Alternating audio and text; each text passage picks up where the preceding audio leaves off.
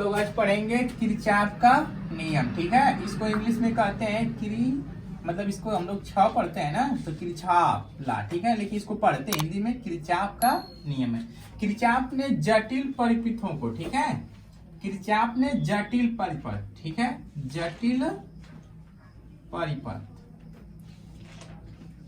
जटिल परिपथ में जैसे मान लो कि व्हीट स्टोन ब्रिज, ठीक है, उसके बाद जैसे वे परिपथ जिन परिपथों को हम ओम के नियम से हल नहीं कर पाते हैं, उन परिपथों को हल करने के लिए हम किरचॉफ के नियम का प्रयोग करते हैं। इनका नाम जो है, इनका नाम है गुस्टो किरचॉफ। इनका नाम क्या है? Gusto Kirchhoff. ठीक है, सन 1882 में, ठीक है, इन्होंने सन 1882 में दो नियम प्रतिपादित किए, दो नियमों को, जिन नियमों को हम ओम के नियम से नहीं हल कर पाते थे, उन नियमों को हल करने के लिए सन 1882 में, ठीक है, दो नियम प्रतिपादित किए जिनके द्वारा हम जटिल परिपथों को हल करते हैं। तो इनका जो प्रथम नियम है वो नियम है धारा का नियम। ठीक है, तो प्रथम नियम को कहते हैं संधि का नियम, संधि का नियम। ठीक है, संधि का नियम, इसको या धारा का नियम, इसको इंग्लिश में कहते हैं junction law. Or Kirchhoff current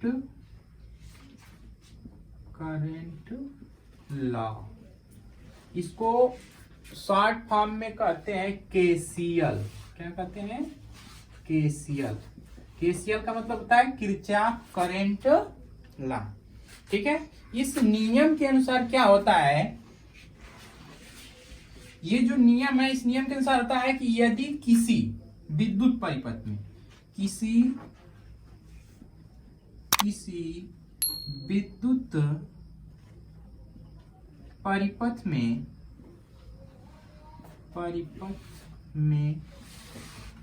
किसी संधि पर आने वाली व संधि से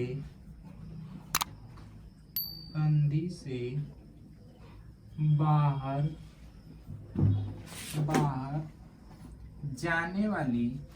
जाने वाली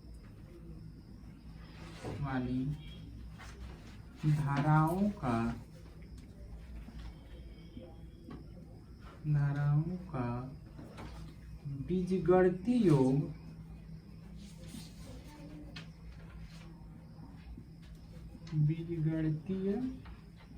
योग शून्य होता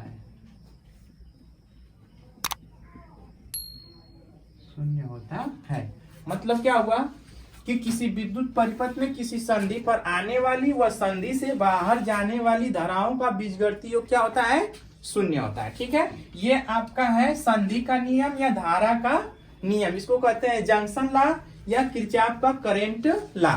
ठीक है, इस नियम इसका मतलब ये हुआ कि इसको लिखते हैं सिग्मा आई बराबर 0, सिग्मा आई बराबर 0। अब जैसे मान लीजिए कि यहां से कोई धारा है, ऐसे यहाँ कोई संधि है और इधर से एक धारा ऐसे है, एक धारा ऐसे है, एक धारा ऐसे है और एक धारा ऐसे।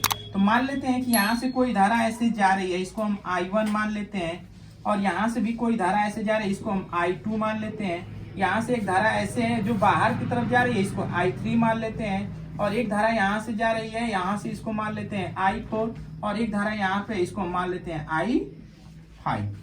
तो इस तरह से है। तो किरचॉफ के नियम के अनुसार क्या है कि किसी विद्युत परिपथ में किसी संधि पर आने वाली व संधि से बाहर जाने वाली धाराओं का बीजगणितीय योग क्या होता है, शून्य होता है। तो इसका मतलब ये हुआ कि अगर हम इसमें एक चीज ध्यान रखना होगा नोट में, कि नोट में ये याद रखना होगा आपको कि नोट में क्या याद करते हैं कि संधि पर आने वाली धाराएं, संधि पर आने वाली धाराओं को, संधि पर आने वाली धाराओं को धनात्मक लिया जाता है, धनात्मक लिया जाता है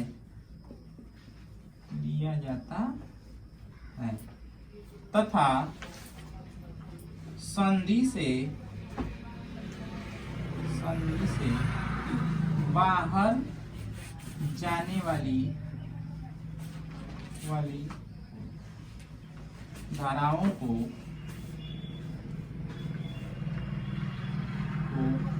ऋणात्मक लिया जाता है, ऋणात्मक लिया जाता है। मतलब अगर संधि पर जो धाराएं आएंगी उनको हम धनात्मक लेंगे और संधि से जो धाराएं बाहर जाएंगी उनको हम ऋणात्मक लेंगे। ठीक है, तो अब इसके अनुसार क्या हो जाएगा, इसके अनुसार देखिए I1 जो है अंदर जा रही है, I2 भी अंदर जा रहा है, I5 अंदर जा रहा है, I3 और I4 क्या हो रहे हैं, बाहर जा रहे हैं। तो इसके अनुसार क्या हो जाएगा कि I1 plus I2 plus I5 minus I3 और माइनस I4 बराबर क्या हो जाएगा, 0।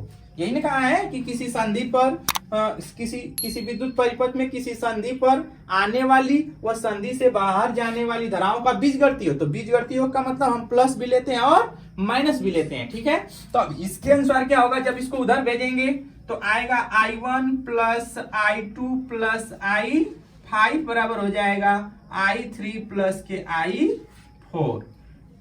ठीक है, तो इसका मतलब ये हुआ कि इस नियम में अब एक चीज ये याद रखना है कि संधि पर आने वाली धाराओं का योग जो होता है संधि से बाहर जाने वाली धाराओं के योग के क्या होता है, बराबर होता है।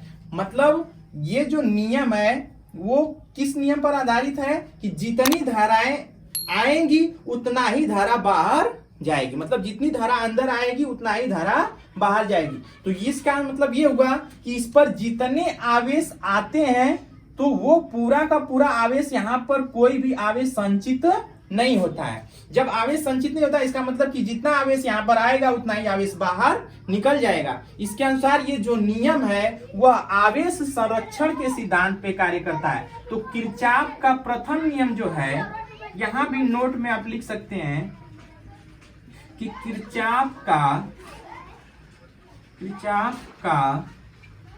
प्रथम नियम आवेश संरक्षण के नियम आवेश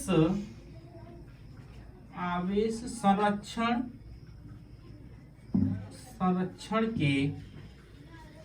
के सिद्धांत पर कार्य करता है। परीक्षा में कभी कभी एक नंबर में यही पूछ देता है कि किरचॉफ का नियम किस सिद्धांत पे कार्य करता है। तो किरचॉफ का जो नियम है वो आवेश संरक्षण के सिद्धांत पे कार्य करता है। क्यों? क्योंकि जितना आवेश यहाँ पर आएगा उतना ही आवेश बाहर जाएगा। न तो हम आवेश को क्या कर सकते हैं, यहाँ पे संरक्षित कर सकते हैं, और नहीं यहाँ पे आवेश को हम उत्पन्न कर सकते हैं। तो इसका मतलब जितना आवेश देंगे उतना ही आवेश बाहर होगा। तो इसलिए यह नियम किस पर कार्य करता है, आवेश संरक्षण के सिद्धांत पर कार्य करता है। तो ये आपका हो गया पूरा प्रथम नियम, किरचॉफ का प्रथम नियम। इसको क्या कहते हैं, संधि का नियम या धारा का नियम। ठीक है।